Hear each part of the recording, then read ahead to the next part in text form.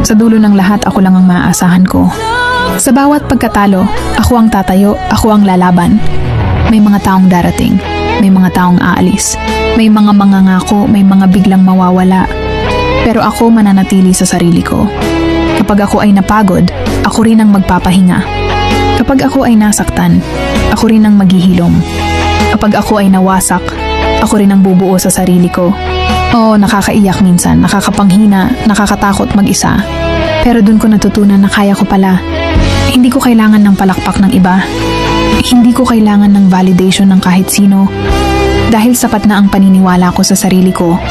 Kung hindi nila kayang pumanig sa akin, ayos lang. Dahil sa huli, ako ang pipili kung saan ako lulugar. Kung sino ang dapat manatili at ano ang dapat tapusin. Lahat ng laban, lahat ng sugat, lahat ng luha. Ako ang sumalo. Kaya mula ngayon, hindi ko na ipaglalaban ng mga tao na hindi ako ipinaglaban. Sa huli, kakampi ko ang sarili ko.